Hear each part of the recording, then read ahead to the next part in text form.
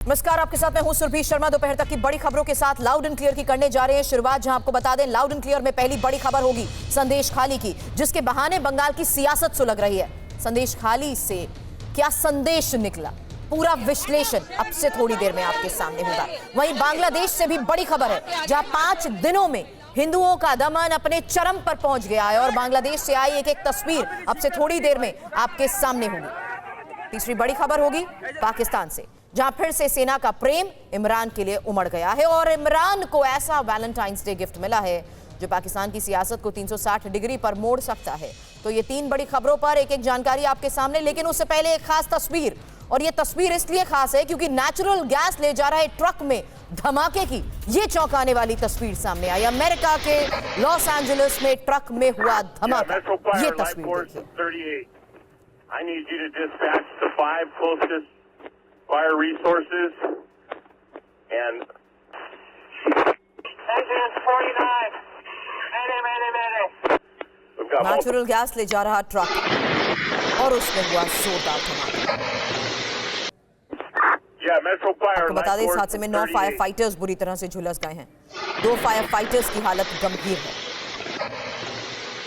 हादसा सुबह के वक्त हुआ। ट्रक में करीब 100 गैलन नेचुरल गैस भरी हुई थी। अचानक टैंकर में धमाका हुआ, पूरा इलाका तेज आवाज से गूंज उठा। आसमान में करीब 30 फुट तक ऊंची आग की लपटें नजर आई। हादसे के बाद आधा दर्जन फायर ब्रिगेड की गाड़ियां मौके पर पहुंची, लेकिन आग इतनी विकराल हो चुकी थी कि करीब 9 फायर फाइटर्स भी इसकी चपेट में आ गए और बुरी तरह झुलस गए।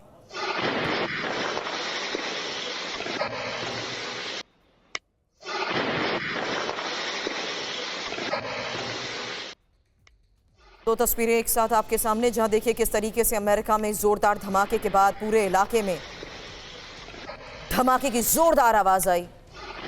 नेचुरल गैस ले जा रहा ट्रक जिसमें जोरदार धमाका हुआ, फायर फाइटर्स तक इसकी चपेट में आ गए। अमेरिका के लॉस एंजलिस में सड़क के बीचों बीच हुए धमाके की ये पहली तस्वीर और उसके बाद की ये भयावह तस्वीर, जहां सब कुछ आग की लपटों में घिरा हुआ था। फायर फाइटर्स जो आग पर काबू पाने के लिए घंटों मशक्कत करते रहे, वो भी इस आग की चपेट में आ गए और 9 फायर फाइटर्स बुरी तरह से झुलस गए। और अब आपको एक ऐसा आलीशान बंगला दिखाते हैं जो कुछ दिनों बाद समंदर में समाने वाला है। अमेरिका के कैलिफोर्निया में 1 अरब रुपए से ज्यादा की कीमत वाला ये बंगला लैंडस्लाइड का शिकार हो गया है। समंदर से लगातार लैंडस्लाइड जारी है। कुछ दिनों में यह बंगला समंदर में समा जाएगा। यह बंगला पूरी तरह से खाली करा लिया गया है, लेकिन इसके आसपास 3 और बंगले हैं जिन पर ऐसा खतरा मंडरा रहा है। हालांकि लोकल अथॉरिटी ने इन 3 बंगलों में रह रहे लोगों को खाली करने के आदेश नहीं दिए।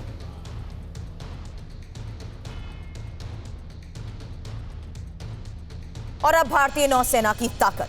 19 से 27 फरवरी तक विशाखापट्टनम में नौसैनिक युद्धाभ्यास मिलन का आयोजन होना है और भारतीय नौसेना इसकी मेजबानी करने वाली है। मिलन एक्सरसाइज के 12वें संस्करण में 50 देश शामिल होंगे। समुद्र की सुरक्षा के लिए अभ्यास किया जाएगा।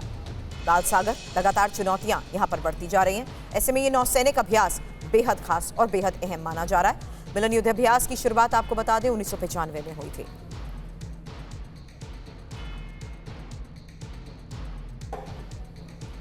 तो नेवी ड्रिल की टाइमिंग बहुत इंपॉर्टेंट है। 19 से 27 फरवरी तक विशाखापट्टनम में नौसैनिक युद्धाभ्यास मिलन का आयोजन हो रहा है और भारतीय नौसेना इसकी मेजबानी कर रही है। समुद्र की सुरक्षा के लिहाज से यह अभ्यास महत्वपूर्ण है।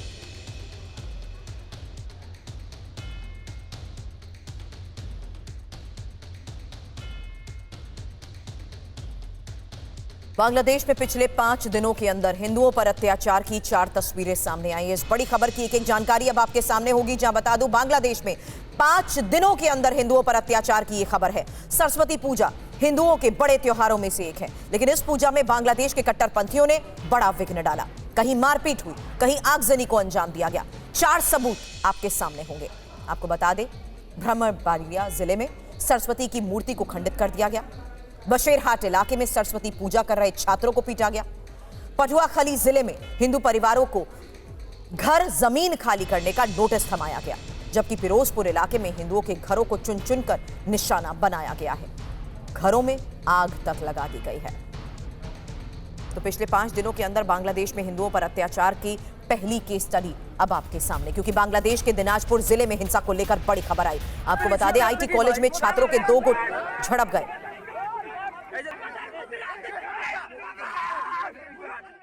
और इस वक्त की बड़ी खबर का रुख करते हुए सीधे रेवाड़ी का रुख करते हैं, जहां प्रधानमंत्री नरेंद्र मोदी इस वक्त संबोधित कर रहे हैं। पीएम के उम्मीदवार के रूप में घोषित किया था तो मेरा पहला कार्यक्रम रेवाड़ी में हुआ था।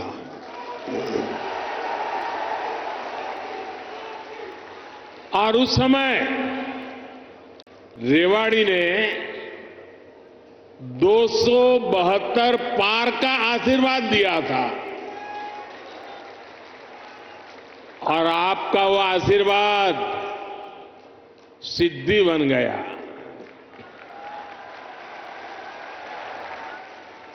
अब लोग कह रहे हैं कि मैं फिर एक बार रेवाड़ी आया हूं, तो आपका आशीर्वाद है अब की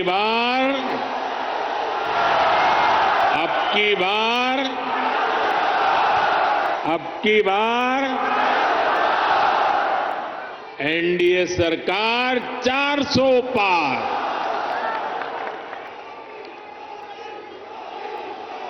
साथियों, लोकतंत्र में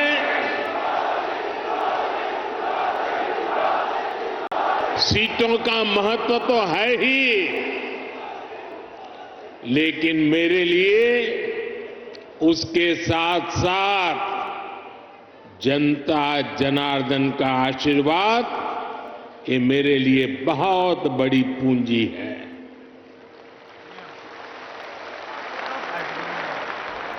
आज पूरी दुनिया में भारत नई ऊंचाई पर पहुंचा है, तो ये आप सबके आशीर्वाद के कारण, ये आपके आशीर्वाद का कमाल है।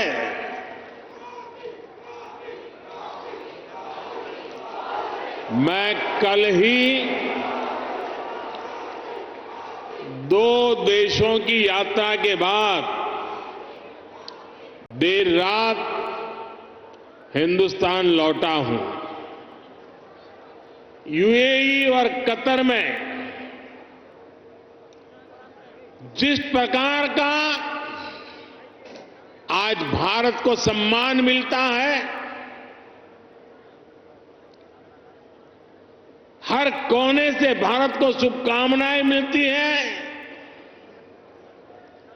वो सम्मान सिर्फ मोदी का नहीं है, वो सम्मान हर भारतीय का है, आप सबका है।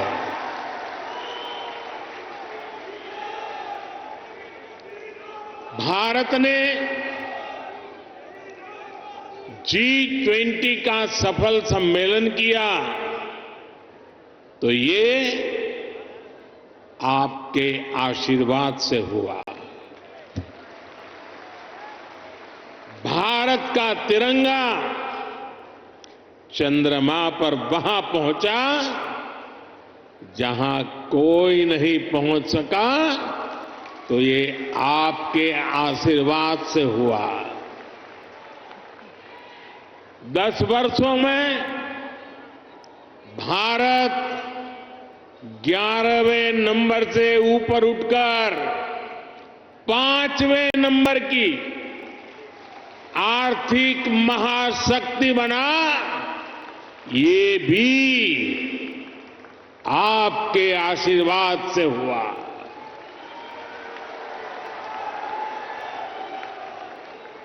और अब मुझे अपने तीसरे टर्म में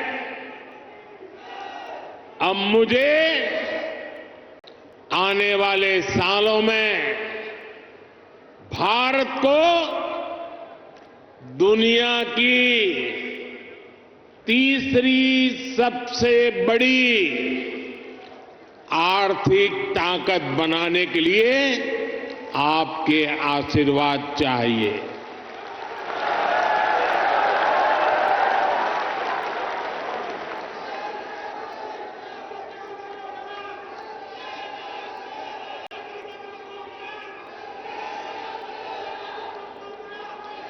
हरियाणा के मेरे भाई और बहनों, विकसित भारत बनाने के लिए हरियाणा का विकसित होना भी बहुत जरूरी है। और हरियाणा तभी विकसित होगा जब यहां आधुनिक सड़कें बनेगी। हरियाणा तभी विकसित होगा जब यहां रेलवे का आधुनिक नेटवर्क होगा।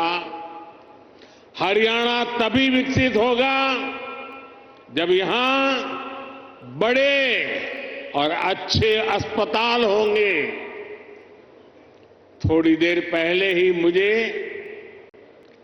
ऐसे अनेक कामों से जुड़ी लगभग 10,000 करोड़ रुपए की परियोजनाएं हरियाणा को सौंपने का अवसर मिला है। इसमें रेवाड़ी एम्स है, गुरुग्राम मेट्रो है, कई रेल लाइन है, नई ट्रेन है। इनमें ज्योति सरमय कृष्ण सर्किट योजना से बना एक आधुनिक और भव्य म्यूजियम भी है। और प्रभु राम के आशीर्वाद ऐसे हैं कि आजकल मुझे हर स्थान पर ऐसे पवित्र कामों से जुड़ने का अवसर मिल जाता है। ये राम जी की कृपा है। ये म्यूजियम भगवान श्री कृष्ण के गीता संदेश और इस पावन धरा की भूमिका से दुनिया को परिचित कराएगा। मैं रेवाड़ी सहित पूरे हरियाणा के लोगों को इन सुविधाओं के लिए बहुत बहुत बधाई देता हूं। भाई और बहनों, आजकल देश और दुनिया में मोदी की गारंटी की बहुत चर्चा है।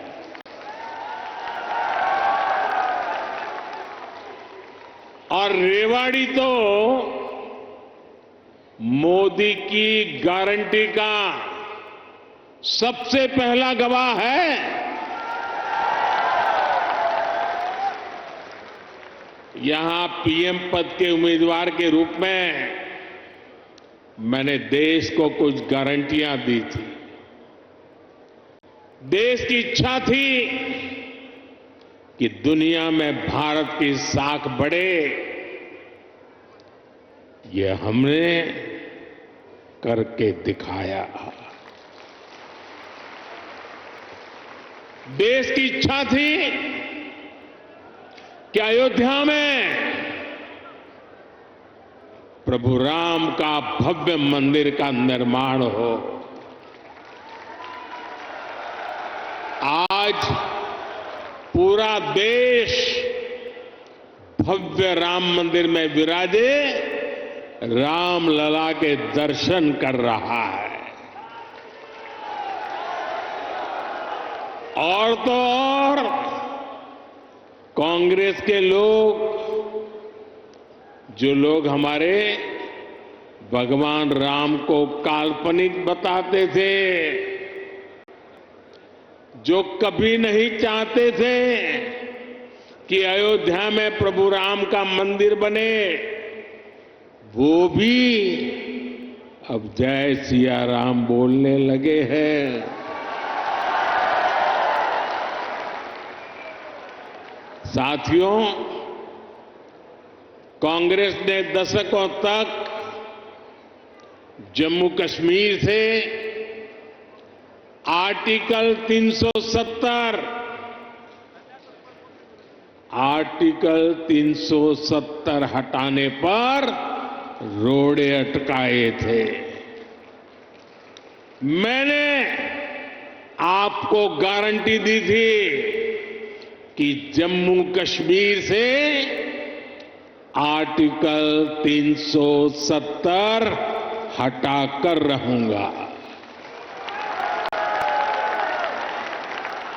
आज कांग्रेस की लाख कोशिश के बावजूद आर्टिकल 370 इतिहास के पन्नों में खो गया है।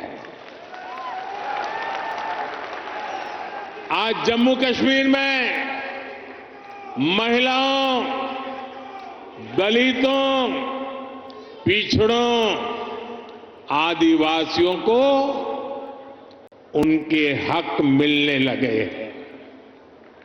इसलिए ही तो लोगों ने एक और संकल्प लिया है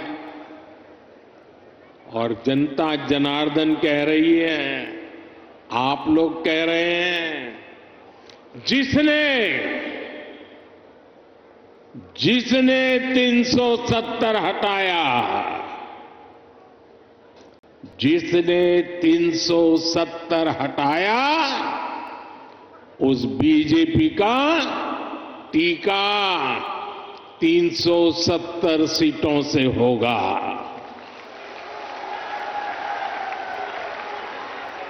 बीजेपी के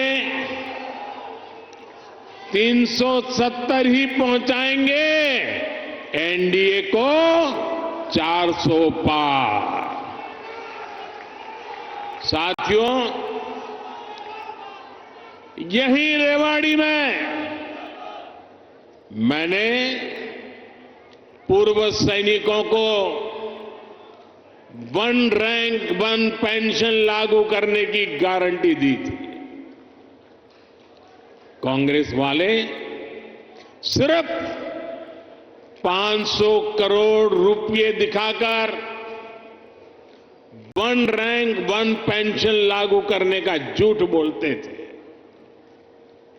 रेवाड़ी की वीर धरा से लिया गया वो संकल्प मैंने आपके आशीर्वाद से पूरा किया।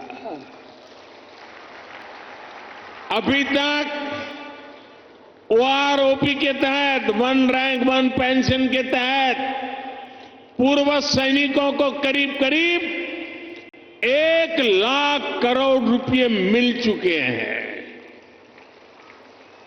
और इसके बड़े लाभार्थी हरियाणा के भी पूर्व सैनिक रहे हैं। सिर्फ रेवाड़ी के ही सैनिक परिवारों की बात करूं तो उन्हें ओआरओपी से 600 करोड़ रुपए से ज्यादा मिले हैं।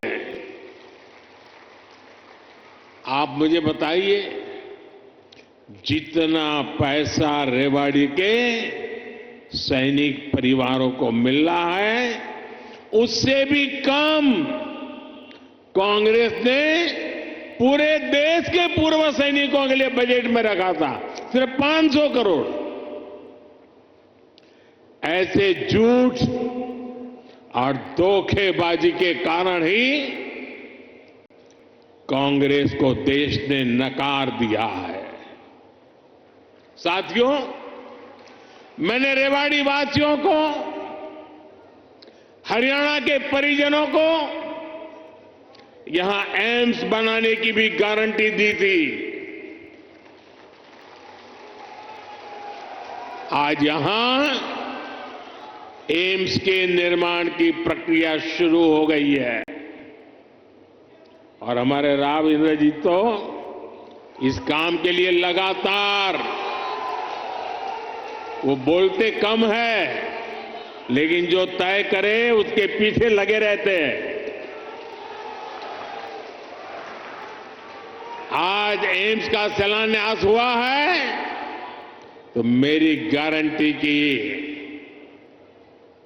और मैं आपको कहूंगा कि आज उसका शिलान्यास किया है और लोकार्पण भी हम ही करेंगे।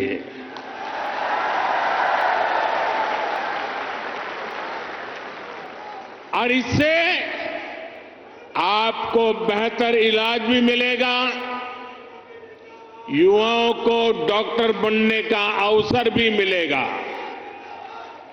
और रोजगार, स्वरोजगार के भी अनेक अवसर बनेंगे।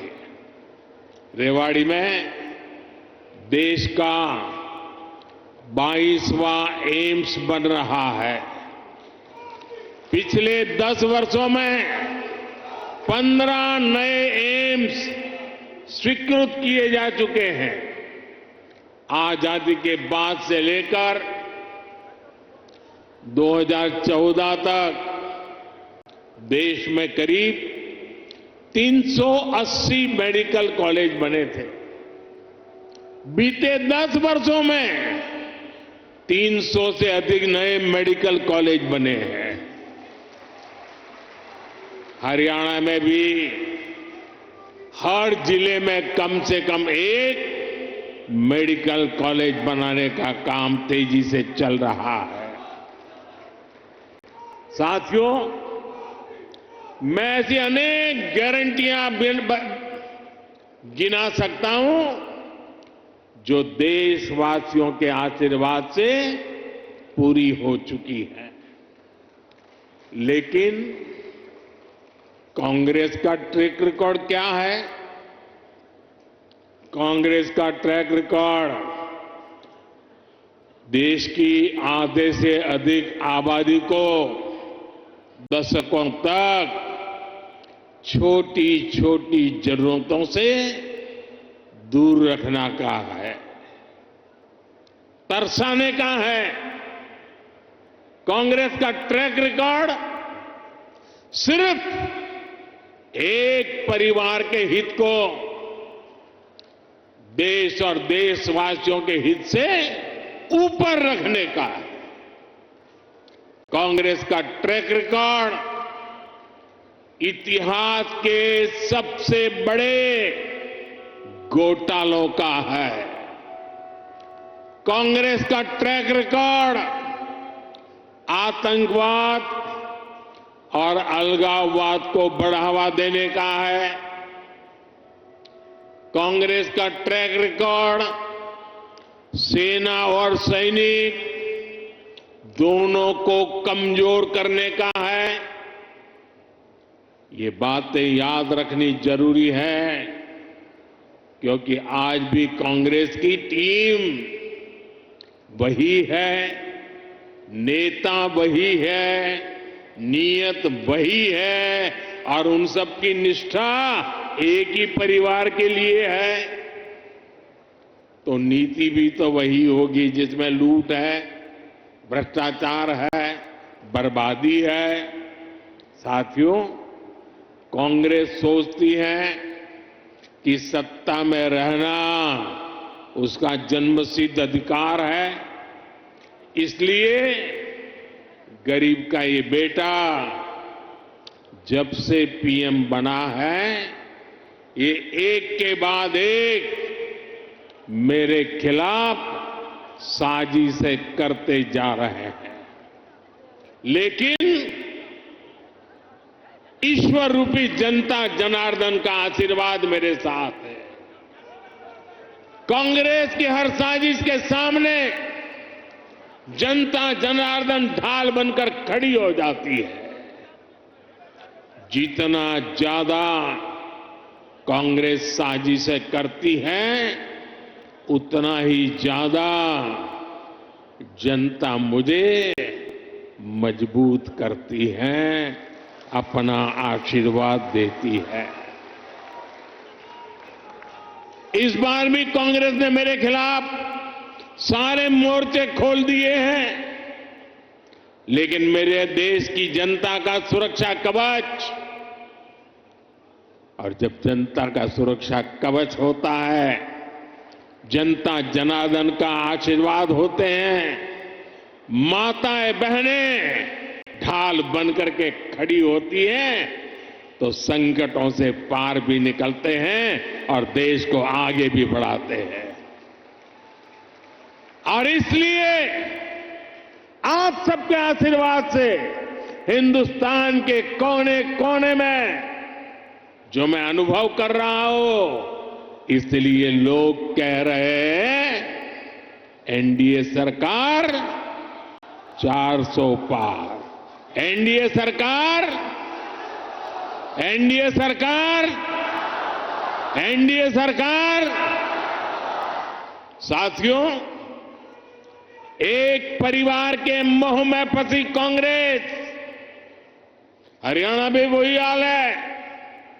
आज अपने इतिहास के सबसे दयनीय दौर से गुजर रही है।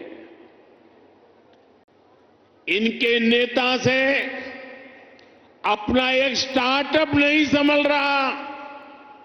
ये लोग देश संभालने का सपना देख रहे हैं। आज कांग्रेस की हालत देखिए। कांग्रेस के पुराने नेता एक एक करके इनको छोड़कर जा रहे हैं। जिन्होंने कभी इनके साथ आने का इरादा किया था, वो भी इनसे भाग रहे हैं।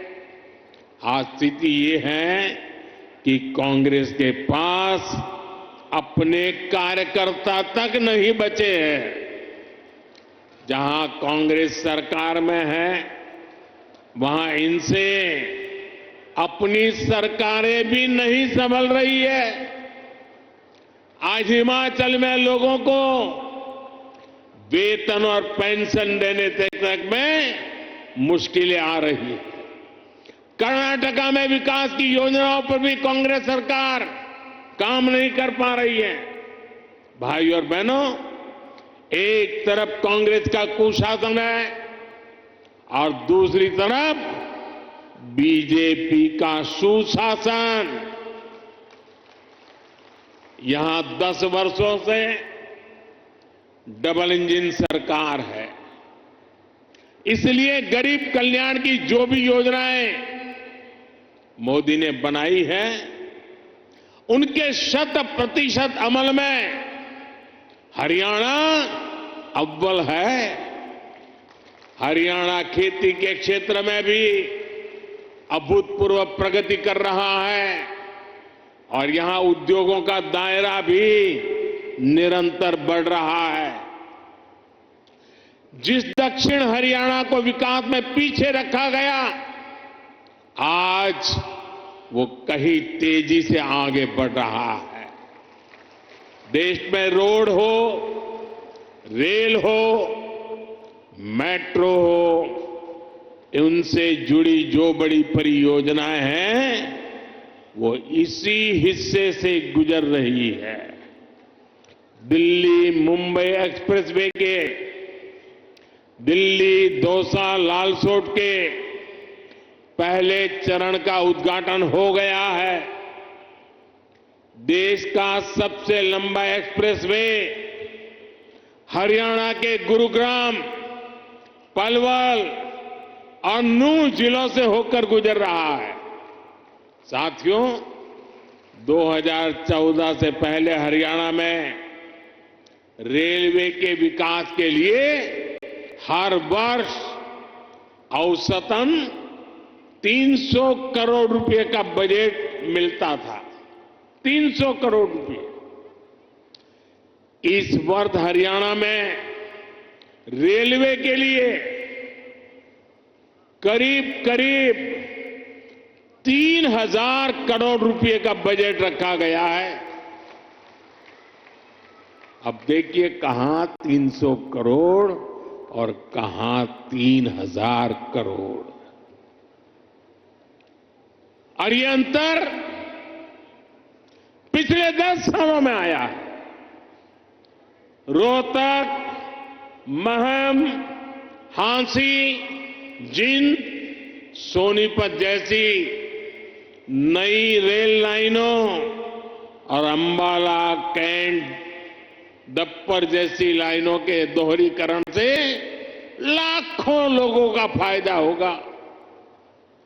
ऐसी सुविधाएं जब बनती है तो जीवन भी आसान होता है और कारोबार भी आसान होता है।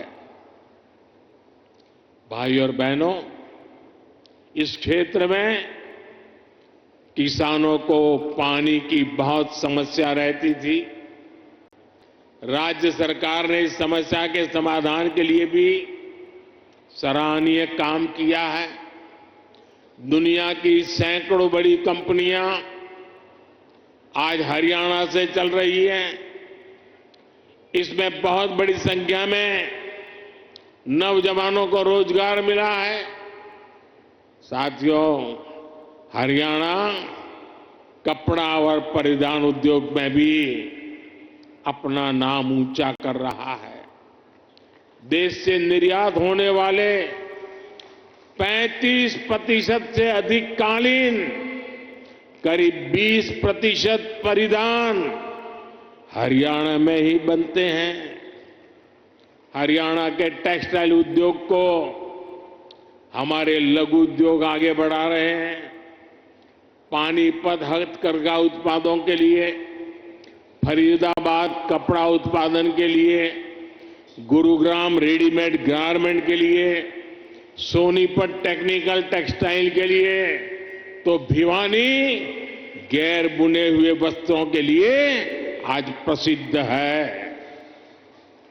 पिछले 10 वर्षों में एमएसएमई के लिए, लघु उद्योगों के लिए लाखों करोड़ रुपए की मदद केंद्र सरकार ने दी है। इससे पुराने लघु उद्योग, कुटीर उद्योग ये तो मजबूत हुए ही हैं, हरियाणा में हजारों नए उद्योग भी स्थापित हुए हैं। साथियों, रेवाड़ी तो विश्वकर्मा साथियों की कारीगरी के लिए भी जाना जाता है। यहां की पीतल की कारीगरी और हस्तकला बहुत मशहूर है। 18 व्यवसायों से संबंधित ऐसे पारंपरिक कारीगरों के लिए पहली बार पीएम विश्वकर्मा नाम से एक बड़ी योजना हमने शुरू की है। पीएम विश्वकर्मा योजना से देश भर में लाखों लाभार्थी जुड़ रहे हैं। भाजपा सरकार इस योजना पर 13,000 करोड़ रुपए खर्च करने जा रही है। ये योजना हमारे इन पारंपरिक कारीगरों और उनके परिवारों का जीवन बदलने वाली है। भाई और बहनों, मोदी की गारंटी उसके साथ है जिसके पास गारंटी देने के लिए कुछ भी नहीं है। देश के छोटे किसान के पास बैंकों को गारंटी देने के लिए कुछ नहीं था। मोदी ने उन्हें पीएम किसान सम्मान निधि की गारंटी दी। देश के गरीब, दलित, पिछड़े, ओबीसी परिवार के बेटे बेटियों के लिए बैंकों में गारंटी देने के लिए कुछ नहीं था। मोदी ने मुद्रा योजना शुरू की और बिना गारंटी का लोन देना शुरू किया। देश में अनेक साथी रेहड़ी, पटरी, ठेले पर छोटा मोटा कारोबार करते आए। दशकों से ये काम शहरों में ये साथी करते रहे हैं। इनके पास भी गारंटी देने के लिए कुछ नहीं था। पीएम स्वनिधि योजना से इनकी गारंटी भी मोदी ने ली है। साथियों, गांव के हमारी बहनों की स्थिति 10 वर्ष पहले तक क्या थी? बहनों का अधिकतर समय पानी के जुगाड़ में, खाना पकाने के लिए लकड़ी या दूसरे इंतजाम में लग जाता था। मोदी मुफ्त गैस कनेक्शन लेकर आया, घर तक पानी का नल लेकर के आया। आज हरियाणा के गांवों की मेरी बहनों को सुविधा हो रही है, समय बच रहा है। यही नहीं, इस समय का उपयोग बहनें अपनी कमाई बढ़ाने के लिए कर पाए, इसका भी इंतजाम किया गया है। पिछले 10 वर्षों में देश भर में 10 करोड़ बहनों को हमने स्वयं सहायता समूहों से जोड़ा है। इसमें हरियाणा की भी लाखों बहनें हैं। बहनों के इन समूहों को लाखों करोड़ रुपए की मदद दी गई है। मेरी कोशिश यही है कि ज्यादा से ज्यादा बहनों को लखपति दीदी बना सकूं। अभी तक 1 करोड़ बहनें लखपति दीदी बन चुकी है।